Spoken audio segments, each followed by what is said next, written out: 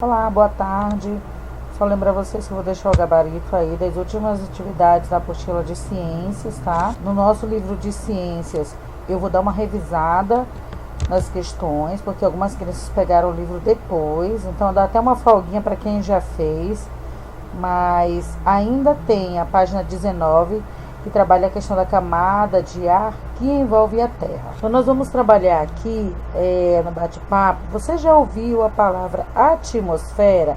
Quem já ouviu falar sobre a palavra atmosfera? Alguém pode me dizer? Em que situações? Se não ouviu, o que imagina que ela seja? Seria um bate-papo entre as crianças, para que a gente pudesse escutar ela, dar oportunidade de ela falar, mesmo que algumas coisas saiam mirabolantes. Neste momento que a professora ou o adulto responsável possa fazer com que as crianças criem uma linha de diálogo, uma linha de pensamento, para que não fujam da realidade. Claro que há momentos que eles fogem mesmo, não tem para onde correr, mas é o momento do diálogo, é o momento de eles colocar em prática a oralidade. É importante escutar as crianças para que elas possam amadurecer a sua maneira de falar, a sua maneira de se expressar, de aprender a se colocar em uma conversa, em um bate-papo. Então, para isso, a importância das crianças participarem. O planeta Terra está envolvido por uma camada de ar. Essa camada recebe o nome de atmosfera. O planeta Terra está envolvido por uma camada de ar. Essa camada recebe o nome de atmosfera. Então, a camada de ar que envolve o nosso planeta, ela é chamada de quê? A atmosfera. Então, vamos observar aí a imagem. Dá uma olhadinha melhor no seu livro. No livro, a imagem está bem melhor, porque a minha é fotografia. Então, ela perde um pouco do valor da imagem aqui. Fotografia da atmosfera da Terra, vista da Estação Espacial Internacional. O que é uma estação espacial? É aquelas pessoas que saíram daqui, os astronautas, e estão lá em uma base, uma estação espacial, um espaço, um lugar, onde de lá eles estudam outros planetas, inclusive o planeta Terra, e de lá dá para tirar fotos de satélite, possa ter acesso a essas imagens. Então é uma imagem muito bonita, né? É a atmosfera do nosso planeta Terra. A atmosfera contém uma mistura de vários gases. Entre eles nós temos o quê? O oxigênio, o gás carbônico e o vapor de água. Claro que existem outros gases que vocês vão estudar daqui a alguns anos, mas agora no momento nós estamos aprendendo o oxigênio, o gás carbônico e o vapor da água. O gás oxigênio é o gás que os seres humanos e os outros animais, as plantas, necessitam para respirar. Este ar que nós respiramos é o oxigênio. Nós dependemos do oxigênio para sobreviver. Prende aí o nariz, coloca o dedo aí no nariz e prende. Tenta ficar o tempo sem respirar. O que você acha que vai acontecer? Você vai ficar com falta de ar. Você vai ficar sem oxigênio. Então o que vai acontecer? Você vai morrer. O ser humano precisa do oxigênio para sobreviver. Assim como os animais, se não tiver oxigênio, nós vamos morrer. Para isso, nós precisamos preservar o nosso planeta, não poluindo nossa atmosfera, não queimando os lixos, não destruindo, desmatando as nossas matas, as nossas árvores, não jogando lixo aí de qualquer jeito. Nós temos que ter leis para as nossas indústrias, para que isso possa diminuir o quanto antes. O que foi que nós percebemos agora com a questão da pandemia? Que a poluição diminuiu. Então, quem é que faz? Quem é que polui o nosso meio ambiente? Quem é o responsável? Somos nós. Quando todo mundo foi para dentro de casa, a poluição diminuiu radicalmente. Na China, um dos maiores, um dos países tem superpotência em indústrias, ficou muito limpo a questão da poluição. Então, quanto mais rápido as pessoas terem consciência de que você tem que fazer a sua parte para a natureza, melhor para as nossas futuras gerações, porque não vai terminar aqui. Nós temos hoje, são vocês, mas futuramente vocês vão ter filhos, vocês vão ter netos, vocês vão ter bisnetos, e isso aqui vai ficar para eles. E nós cuidamos do nosso planeta para as nossas futuras gerações. Então nós temos uma atividade aqui, questão número 1, que está assim: como se chama a camada de ar que envolve a Terra? 2. De que gás a maioria dos seres vivos precisa para respirar? Então, olhando aí pela explicação da professora, ficou muito fácil de responder, né? Então, nós temos aqui um passo a mais. Na página 20, nós temos a questão número 1. Então, observe a pintura a seguir e faça o que se pede. Você vai observar a imagem, tudo que tem nela. Lembra do que a professora falou? Faz uma leitura de imagem, observa o tempo, observa a cor, observa o local, tudo que tem nela, para que você possa responder. Não esquecendo da legenda. A legenda também é importante. Você vai fazer a leitura de imagem. Professora, não tem letra na imagem.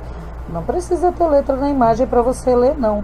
Só de você olhar e reconhecer tudo que está nela, isso é uma leitura de imagem. E a legenda é importante para que você entenda de que momento surgiu, de quem é, que ano, que tipo, qual tamanho. Olha só, um pintor à beira do mar é o nome da nossa pintura. Então, de quem é? Benedito Calixto, de 1922. A pintura é óleo sobre tela, ela mede 37 centímetros por 64 centímetros. Está na coleção de Augusto Carlos Veloso. Então, olha tudo aí e aí você vai responder. Nós vamos fazer uma atividade em cima de uma obra de arte chique, né?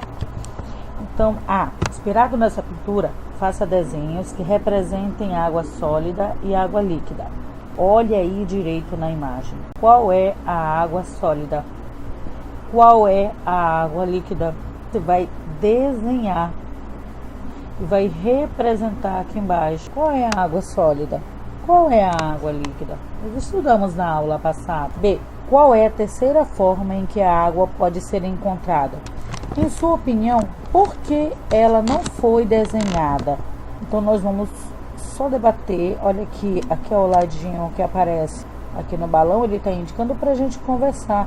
Então, por que não aparece aí a terceira forma? Qual é a terceira forma?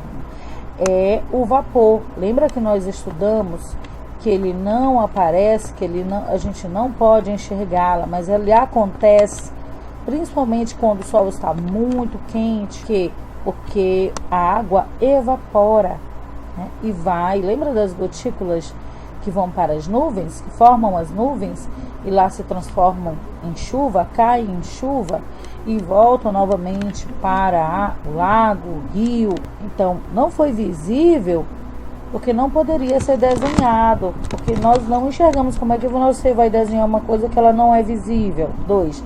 Leia a situação descrita abaixo.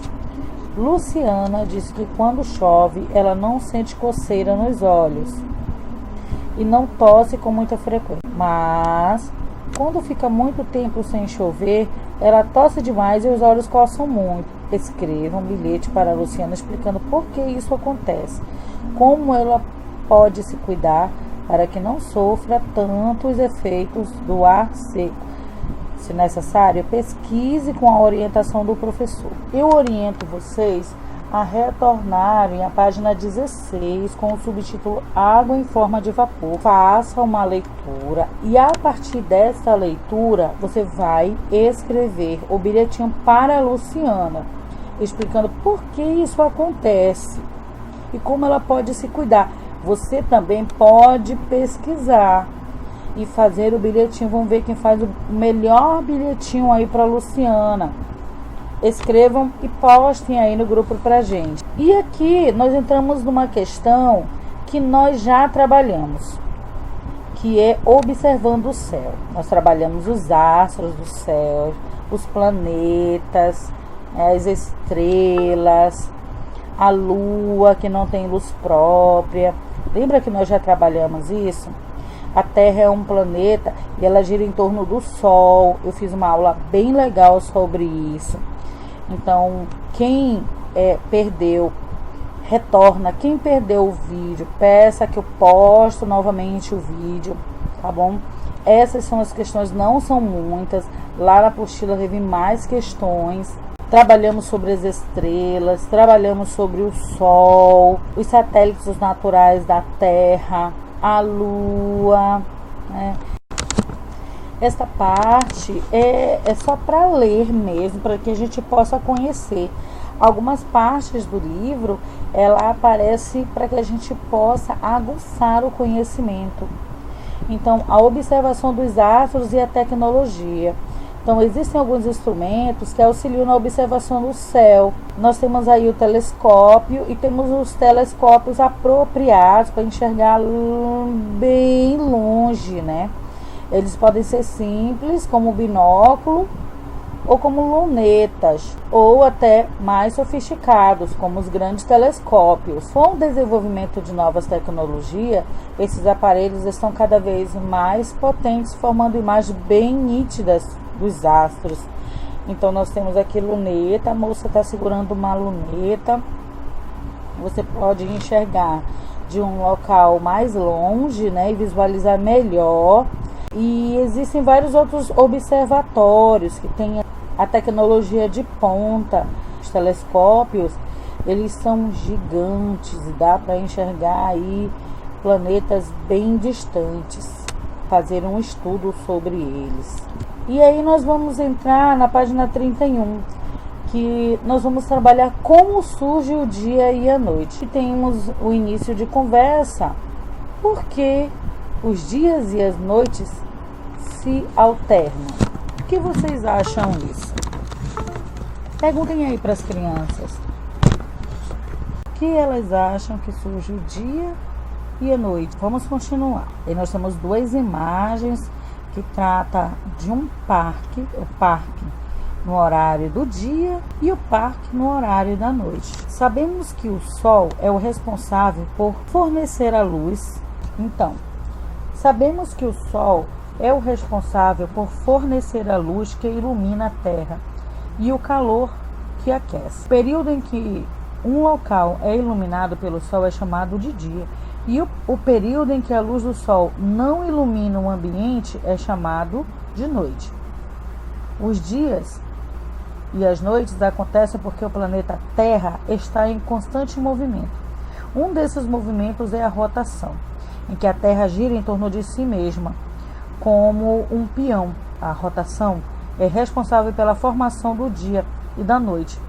A Terra leva aproximadamente 24 horas para completar uma volta.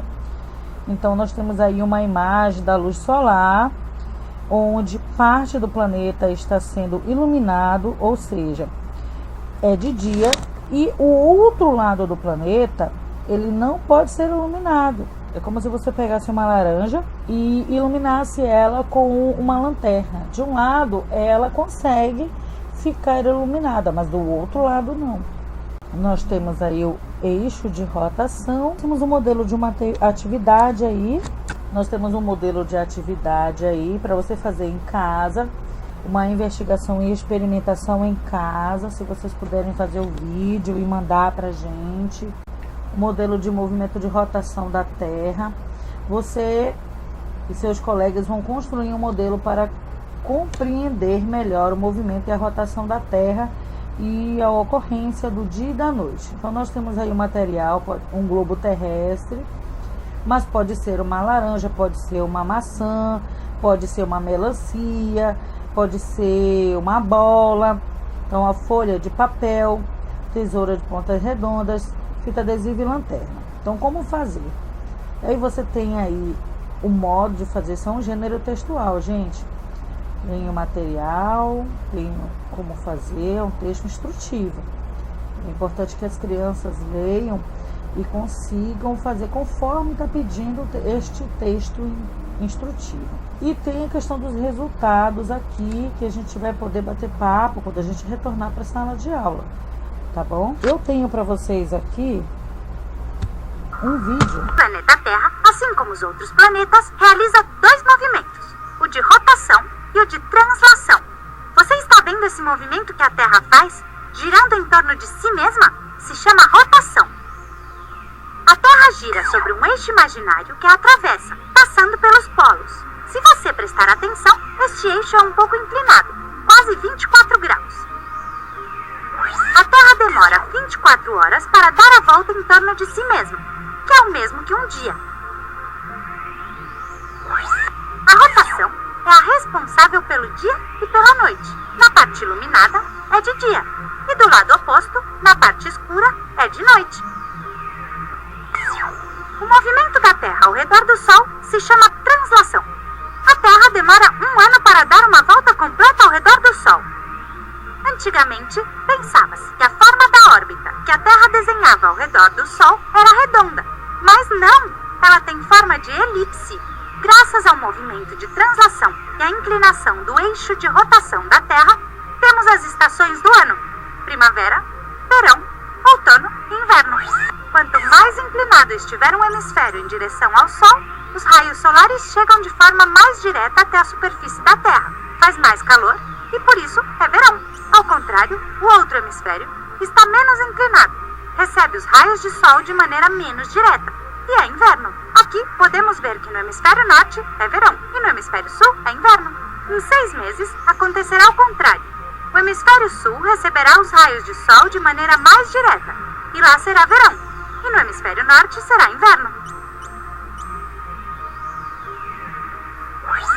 Como a translação da Terra não é de 365 dias exatos, mas de 365 dias e 6 horas, temos anos bissextos, que têm um dia a mais, 366 dias. Por isso, a cada 4 anos, temos um dia a mais no mês de fevereiro, o dia 29. Então, o que acontece? Como eu falei para vocês, um livro completa a apostila e a apostila completa o livro. O que o livro resume demais, a apostila trabalha um pouco mais. E o que a apostila trabalha pouco, o livro trabalha um pouco mais. Então, eles exploram as partes que estão faltando, porque as crianças precisam aprender isso aqui, que não foi dito lá no nosso livro. Então, lá, as crianças vão fazer uma experimentação. E essa experimentação, eles precisam entender e conhecer esses movimentos aqui. Um movimento de rotação, que nós vimos no vídeo, que ela determina a existência dos dias e das noites. Então, agora elas vão entender por que no nosso planeta fica de dia e por que fica noite. Porque no nosso planeta, a Terra é iluminada pelo Sol, enquanto a outra permanece escura. Então, por isso o dia, por isso a noite, porque nós temos um movimento de rotação. Então, a Terra dá uma volta completa em torno do seu próprio eixo. Que é o eixo? É essa parte aqui, ó, em torno dela mesma. Pega a laranja e gira aí, o limão, a maçã. Então, ela faz isso em 24 horas. Por isso, nós temos aí dia e noite. Também temos um movimento de translação, que determina as 4 estações. Bem, aqui está mostrando bem essa parte, porque o planeta, na translação, ela gira em torno do Sol, faz o movimento de elipse, que é quase oval aqui, né? E aí, cada área que ela se encontra é onde o Sol vai iluminar, ou seja, vai ter o verão. Nós vamos ter as estações do ano, que é a primavera, o verão, o outono e o inverno. Então, nós temos aqui, para que ela faça o movimento de translação, ela não dura 24 horas como movimento de rotação, ela dura um ano, ou seja, 365 dias. E lá falou sobre o ano bissexto, que pode ser 366 dias. Foi falado lá no nosso vídeo. Então, as estações do ano. O que é primavera? Então, floresce a maioria das plantas. Quando começa em setembro e quando termina em dezembro, o verão, estado mais quente e também das chuvas na maior parte do Brasil, começa em dezembro, termina em março. Outono, as noites ficam mais frias e algumas árvores perdem as folhas. Inicia em março e termina em junho. O inverno faz frio no sul e no sudeste do Brasil. Chove menos na maior parte do Brasil. Começa em junho e termina em setembro. Mas e aqui no Amazonas? Quais são as estações do ano do Amazonas? Vocês estão curiosos? Será que aqui no Amazonas tem primavera, verão, outono e inverno? Não.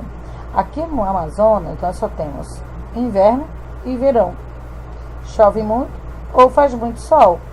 E nós temos o período também para isso. Agora eu preciso que vocês pesquisem isso. Na minha sala de aula eu teria feito uma pesquisa da estação do nosso Amazonas. Aí na apostila, na página 9, nós temos uma atividade, a questão 10. Responda. Como se chama o movimento da Terra em torno de si mesma? Quanto tempo a Terra leva para realizar esse movimento? Está todo lá do texto.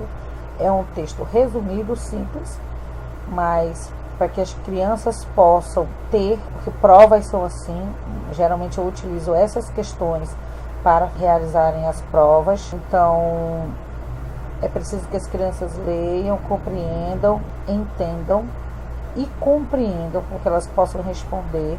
É preciso ter interpretação textual, é preciso que as crianças leiam para que elas possam responder, ler a questão, saber o que está sendo pedido para que ela possa responder, procurar lá no texto e responder.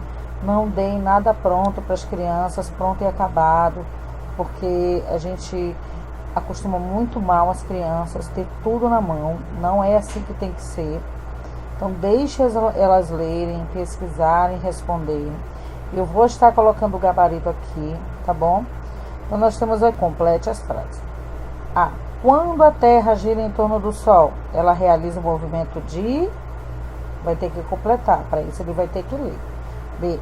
Para completar esse movimento da Terra, leva ou... Já tem até aqui a resposta escrita aí, fazendo não sei o quê. C. Durante esse tempo acontece as espaços. 12. Quais são as estações do ano? 13. Troque os números pelas sílabas e forme uma frase. Essa daí tá dada. 14. Em qual estação floresce a maioria das plantas? 15. Cite as características do verão no Brasil. 16. Quando começa e quando termina o inverno? Aqui na 17 eles vão amar fazer essa atividade, porque vai ter que recortar e colar imagens que representam as estações do ano. Aqui nós temos só inverno e verão, mas eles precisam compreender que nós temos as 4 estações no planeta. Então, primavera, verão, outono e inverno. Nós trabalhamos o livro didático da página 19 a 32 e a atividade na apostila da página 8 a 11. Muito obrigada, gente. Qualquer coisa, estou aqui. Não tenham dúvidas. Me ligue, me mande zap, me mande vídeos, participem. Esta semana eu vou estar fazendo as chamadas por aqui. Então hoje nós vamos homenagear mais uma mãezinha. Parabéns, mãezinha. Dia das Mães é todos os dias. Deus abençoe a cada uma de vocês. Obrigada e boa tarde.